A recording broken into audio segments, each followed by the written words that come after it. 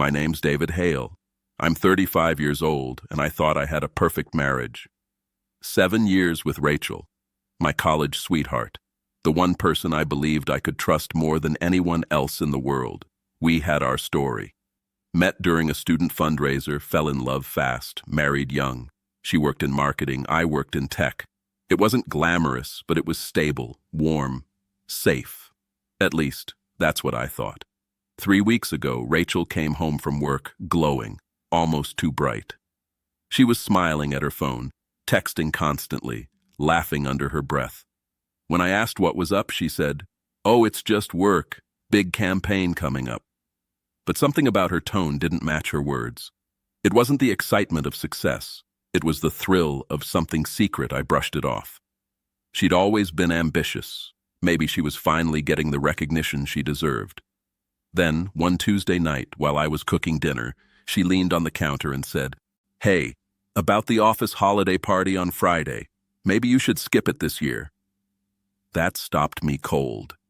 We'd gone together every year since she started at the company. I looked up from the cutting board. Why would I skip it? She hesitated, just a second too long. Then she said, "My ex is going to be there." "Marcus, it might be awkward. I don't want any tension." The words felt harmless, but the air shifted. Marcus. A name I'd never heard before. She said they'd dated in their 20s, that it ended amicably. "I just don't want you to feel uncomfortable," she added quickly. I smiled, pretending it didn't sting. "Rachel, I've been your husband for 7 years. Why would I care about someone from a decade ago?" "You wouldn't," she said, "but he might. He's been a little nostalgic lately, commenting on my old photos, asking about me. It's harmless, just awkward." I shrugged, said okay, and dropped it, because I trusted her. But what she didn't know, what no one knew, was that 2 months earlier, I'd been quietly headhunted for a senior position, regional director of operations. At her company, I'd gone through multiple rounds of interviews, all through corporate, not her local office. She had no idea. And by coincidence, the CEO himself had invited me to the holiday party as a surprise introduction to the regional team. I didn't tell Rachel.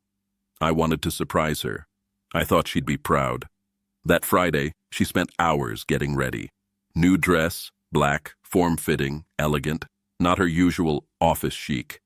When she left, she kissed me on the cheek and said, "Don't wait up, I'll be home early." I waited 15 minutes. Then I put on my suit. The company car picked me up and drove me through the storm to the downtown hotel where the party was already in full swing. Inside, crystal lights, laughter, champagne. I was greeted by Richard Chen, the CEO. "David, glad you could make it. Come, let me introduce you around." He led me to the executive table, and that's when I met him. Marcus.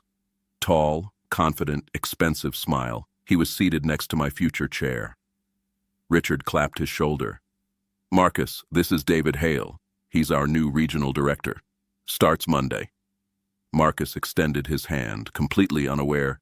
"Great to have you, man. You're gonna love it here." We shook. His grip was firm, too firm. And right then, his phone buzzed. He glanced down, smiled, typed a reply, slid the phone back into his pocket. Something about that smile made my stomach tighten. "So, Marcus," Richard said, "you married?" "Divorced, 2 years now. But, there's someone I'm seeing again." "An old flame." He smirked, glancing across the room. I followed his gaze and saw Rachel standing by the bar, laughing with her coworkers. The air left my lungs. Richard chuckled, oblivious. "Anyone we know?" "Maybe," Marcus said quietly. "She's married now, but her husband doesn't exactly appreciate her. Tech guy, works from home, boring." I don't remember standing up. I just remember the sound of the chair scraping against the floor and Marcus calling after me, "Hey man, where you?" Rachel saw me before I said a word. Her face turned white, not pale, white. Her glass slipped from her hand and shattered on the floor. The entire room froze. "Rachel," I said calmly, "you didn't tell me your ex was here." Marcus blinked. "Wait, you two? Oh, you didn't know. I smiled. This is my wife, Rachel Hale. The silence was sharp enough to cut through glass. Her coworkers' laughter died mid-breath. Marcus, I said, wasn't it you who said you were rekindling an old flame? His mouth opened. No sound came out. And you, I turned to Rachel, told me to stay home so it wouldn't be awkward. Guess you were right about that. No one spoke. Music still played faintly in the background. Cheerful, cruel. Rachel reached for my arm, whispering, "David, please. It's not what you think." But it was exactly what I thought. I looked at Marcus, then at her. "I'll let you both explain Monday, in my office." And I walked out. I didn't remember much of the drive home that night, just the sound of the rain against the windshield and the image of Rachel's face when she realized her two worlds had crashed into each other. Shock, fear, guilt, all of it written in one expression. When I reached my house, I didn't turn on the lights. I went straight to the bedroom, grabbed a duffel bag, and packed clothes without thinking. Every muscle in my body felt tight, wired, trembling with a numb kind of rage, not the kind that explodes, the kind that sinks, the kind that tells you something in your life has quietly died. I drove to my brother Aaron's place. He opened the door and saw my face, didn't ask a single question, just stepped aside and let me in. That's the thing about brothers. They know when you're breaking. The next morning at 6 a.m., my phone buzzed. Rachel. "David, please call me." Rachel. "I swear nothing happened." Rachel. "Just talk to me, please." Rachel. "I love you." Rachel. "It's not what you think." 5 messages. All lies feel the same when they're typed. Soft, desperate, almost believable. But I wasn't interested in words. I wanted facts. At 9:14 a.m., the carrier sent me the full text record. I opened the PDF, and my stomach dropped. 6 weeks. 6 weeks of messages between Rachel and Marcus. It started innocently, jokes, catching up, late-night nostalgia. Then it slid, like these things always do. A compliment here, a missing our old chemistry there, emojis you don't send to a coworker, much less your ex. Then came the photos. Nothing explicit, but intimate enough. Then the plans, messages about meeting at a hotel, messages about wanting her again, messages about how she'd tell me she had a work conference next weekend. I stopped reading twice because the words were blurring from anger, but I kept going. Then I saw messages about me. Rachel complaining I'd let myself go, that I was boring, that I only played video games, that I didn't take her out anymore, that our marriage felt flat. Every word twisted deeper because I knew the truth. I had taken up gaming to give her space. I had been saving money for a bigger home. I had been interviewing for jobs so I could be more present for her. Everything she resented was something I did for her. By noon, I wasn't angry anymore. I was empty. That kind of betrayal doesn't scream. It whispers, it drains you quiet. My lawyer called an hour later and said, "We have everything we need, David. This will be clean." Silent, efficient, like a surgeon marking an incision. Rachel showed up the next day at my brother's house. She knocked for 5 straight minutes. My sister-in-law opened the door and told her I wasn't available. Rachel's voice cracked. Please, just let me talk to him, please." She cried on the porch, a small, broken sound I'd never heard from her before. But I didn't move, didn't go near the window, didn't let myself be pulled back in, because love doesn't demand you surrender your dignity. It doesn't ask you to forget. And betrayal rewires something deep inside you. By Monday morning, I was calmer, focused, controlled. Regional Director Hale walked into the building, not the husband who stood alone in his kitchen begging for honesty. HR was waiting.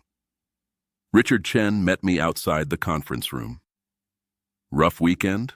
he asked gently. "You could say that," I replied. He'd heard everything. Office gossip travels faster than email. Marcus had already been placed on administrative leave. not because of the affair, but because pursuing a coworker's spouse violated corporate ethics, especially when the coworker worked directly under him. In one weekend, he went from golden boy to liability. As for Rachel, she'd called in sick, couldn't face the office. I didn't blame her.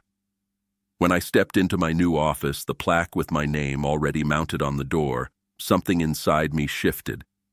This wasn't the life I'd planned, but it was the one I had now. And as I sat behind that desk for the first time, I realized something quietly devastating. I didn't miss her, not the woman she had become, not the lies she chose, not the version of our marriage she destroyed. Later that afternoon, security called, "Sir, your wife is in the lobby. She's asking to come up." I looked at the city skyline outside my window, lights shimmering like stars on glass. I felt strangely peaceful. "Tell her no," I said, "and tell her not to return." And when I hung up, for the first time in weeks, I could breathe. Tuesday morning arrived quietly, almost deceptively. The kind of morning where the world moves gently, unaware that someone's life has already split in two. I woke up early at my brother's place, long before the sun reached the windows. For a while I just sat on the edge of the bed, elbows on my knees, palms over my face, not crying, just processing. When someone betrays you, there's a moment, a sharp, hollow moment, when your heart realizes the life you thought you had is gone, and a different one has already begun without asking your permission. That morning was mine. At 8:12 a.m., my lawyer emailed me the preliminary divorce filing. Simple, concise, professional. The kind of document that ends a chapter with one clean cut. I reread the line. Grounds, adultery supported by written evidence. It didn't feel vindictive. It felt factual, honest, a record of what was real. Around 10, my phone buzzed again, not with Rachel's messages, I had blocked her, but with a call from HR. "David, we need to update you on Marcus." I sat in my new office chair, the leather still stiff from lack of use. "Go ahead," I said. They had combed through his work files, his travel reimbursements, his company card statements. And what started as a personal scandal turned into something bigger. There it was, expense reports that didn't match receipts, trips that weren't company-related, hotel stays billed as client meetings that never happened. I didn't feel triumph. I felt something closer to inevitability. Some people build their downfall brick by brick long before the world finally notices. By noon, Marcus's name badge had been deactivated. Security escorted him out of the building. He didn't fight, didn't yell, didn't argue, just kept saying one thing. She told me her marriage was over. She told me she was leaving him, as if that somehow softened the edges of what he'd done, as if deception sounded better when spoken quietly. Rachel texted my brother that afternoon. It was a long message, begging him to tell me she was sorry, that she'd made the biggest mistake of her life, that she was willing to go to therapy, to counseling, to rebuild, to fight for us. My brother didn't respond. He doesn't tolerate betrayal well. He didn't even show me the message until the next day. That night, I returned to the house to gather a few more things. I waited until I was sure Rachel was gone, used my key, and stepped into the empty hallway. Our home felt unfamiliar, like a hotel room I'd checked out of mentally. Her perfume lingered faintly in the air, not comforting anymore, just a reminder. I walked past the family photos on the wall. Us smiling at the beach, us at her graduation, us at my sister's wedding. Moments that used to feel warm, but now looked like still frames from a story I no longer believed. Life breaks quietly sometimes, piece by piece. When I loaded the last box into my trunk, Rachel's car turned onto the street. She slammed on the brakes when she saw me. I considered getting in the car and driving away. But something inside me said, "End this." Cleanly. She stepped out slowly, eyes red, hair disheveled. The confident woman I knew replaced with someone trembling. "David," her voice cracked, I'm begging you, don't leave like this. I shut the trunk. Rachel, I didn't leave. You did. 6 weeks ago when you chose someone else. It wasn't real, she whispered. It was stupid. I got caught up in feeling wanted. And I wasn't enough to feel that way? I asked quietly. She broke, right there in the driveway, hands over her face, tears running like rain. I ruined everything, she sobbed. Please don't give up on us. Her pain didn't move me this time. Something inside me was already gone. You didn't ruin us, I said. You ended us. There's a difference. She took a shaky step forward. I'll do anything. Therapy, counseling. Please, David. I shook my head. I'm not angry anymore. I'm just done. She winced like I'd hit her. I'm filing for divorce, I said, and you need to stop coming here. If you show up again, I'll file for a restraining order. I'm serious. For a moment, neither of us spoke. The quiet hum of the streetlights filled the space between us. Then Rachel whispered, I still love you. I looked at her, truly looked, and realized something painful. I didn't love her the same way anymore. Some things break and never return to their original shape. Without another word, I got in my car, closed the door, and drove away from the life I had spent 7 years building, not in anger, not in grief, but in acceptance. The weeks after that felt strangely quiet, not peaceful, not chaotic, just quiet, like the air after a storm has torn through a town, and everyone is still counting the damage. I moved into a small apartment on the east side of town, nothing fancy, a 1-bedroom with beige walls and a view of a parking lot. But it was mine.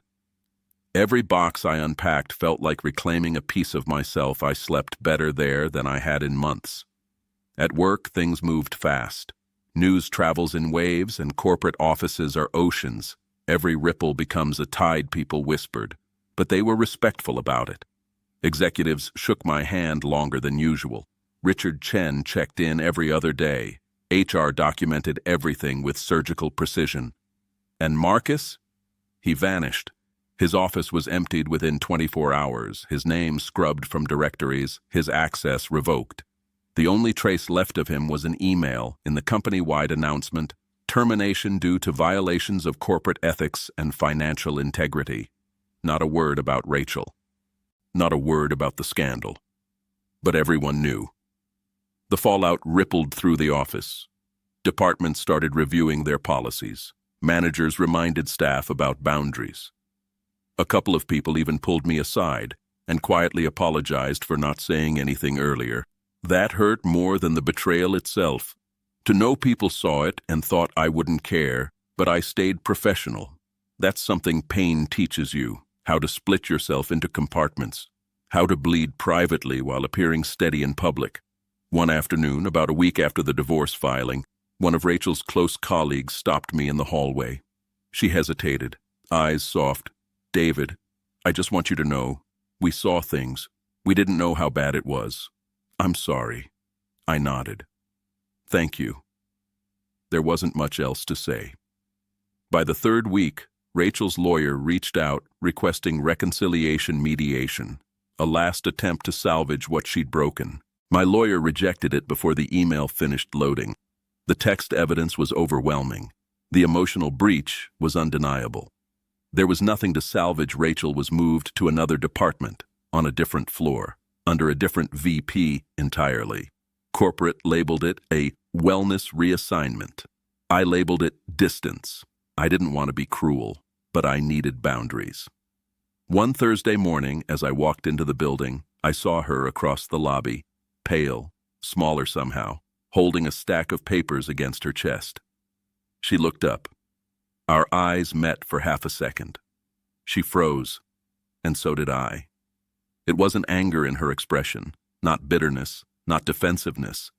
It was grief, real, raw grief, the kind you feel only after you realize the consequences are permanent. She didn't come any closer. She didn't speak. She just nodded once. A small, wounded acknowledgement. And I nodded back. Then we both walked our separate ways. That moment stayed with me the rest of the day, because love doesn't disappear instantly. It fades like a bruise, slowly, painfully, honestly. That night, I sat in my apartment with the lights off, staring at the city skyline, thinking, not about revenge, not about justice, not even about the marriage. I thought about how you rebuild after a life you trusted suddenly collapses. The truth is, you start small, one decision at a time, one morning at a time, one breath at a time. I joined a gym near my office, not because Rachel had mocked my weight, not because I wanted to prove anything, but because I needed a place where my mind could go quiet. I started cooking again. Actual meals, not frozen dinners. I started reading at night instead of scrolling endlessly trying to numb the emptiness. I started going for walks in the evening, letting the cool air settle something restless inside me. And gradually, very gradually, I started feeling like myself again. Not the man Rachel betrayed, not the man whose marriage fell apart in front of 150 coworkers, not the title, not the office, not the paycheck, just a man rebuilding. One evening, Richard knocked on my office door. "Got a minute?" he asked. He walked in, sat down, and gave me a look I hadn't seen in months, a look of genuine respect. "You handled everything with integrity, David. That matters here." He paused. "If you keep performing at this level, I want you on a VP track next year." For a second, I couldn't breathe. Not because of the promotion, but because for the first time in a long time, life felt like it was opening instead of closing. That night, I realized something quietly profound. Sometimes losing the person you thought was your future is the only way to find the life you were meant to live. 2 months passed. The divorce moved steadily through the courts. No battles, no negotiations, no screaming matches. Just paperwork and signatures. The final echoes of a marriage that had already ended long before. Rachel didn't fight the terms. She signed everything my lawyer put in front of her. Maybe she knew the truth wasn't on her side. Maybe she was just tired. Or maybe some part of her finally understood what she had thrown away. The house became mine. She kept her car and her share of the savings. I didn't contest it. Money, after everything, felt like the smallest part of the story. Marcus quietly moved back to Seattle. His ex-wife reopened their custody case. His career, the one he bragged about for years, now had a permanent stain. One he had created himself. I didn't celebrate any of that. Not because I pitied him, but because watching someone implode is never satisfying once you realize how empty it feels. Justice isn't loud. It's quiet. It arrives in the form of consequences, not applause. And life moved on. Work consumed my days, but in a good way, a grounding way. The regional director title pushed me harder than any job before, but it gave me something I hadn't felt in years. Purpose, momentum, clarity. I was rebuilding, and for the first time, I enjoyed the process. I joined a gym, not to chase some image or answer old insecurities, but because I wanted to feel strong again. I met new people, made new routines, walked the long scenic trail behind my apartment after work. And slowly, the world didn't feel so heavy anymore. Then, one Friday afternoon, something arrived at my office. A handwritten envelope with my name on it. No return address, no stamps. It must have been delivered in person. I almost threw it away. I thought it was from a client, or worse, from Marcus. But the cursive handwriting stopped me. Rachel.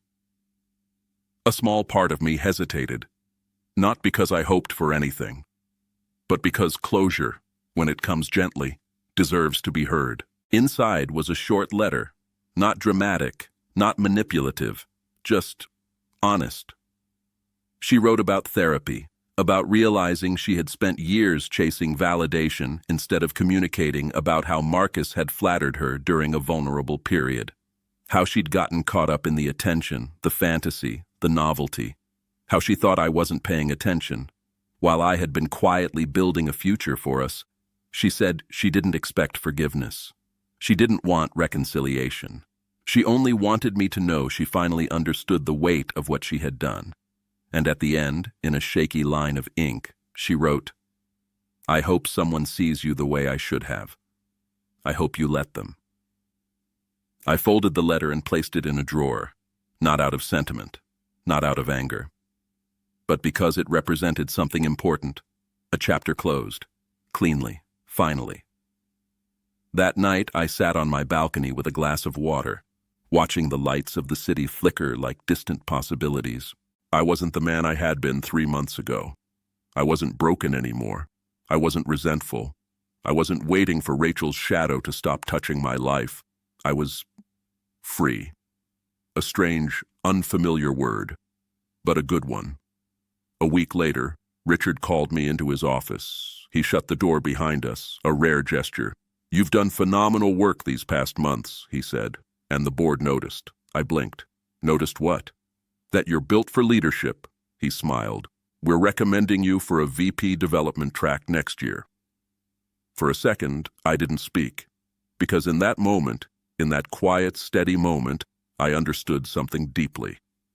Sometimes the worst thing in your life cracks you open just enough for the light to get in. I left Richard's office that afternoon feeling lighter than I had in years. I walked outside into the cold evening air, the city buzzing around me, strangers brushing past, headlights glowing along the street. Life wasn't perfect. Life wasn't neatly tied up, but it was mine again, and that was enough. Sometimes the universe doesn't punish you with the truth. It frees you with it.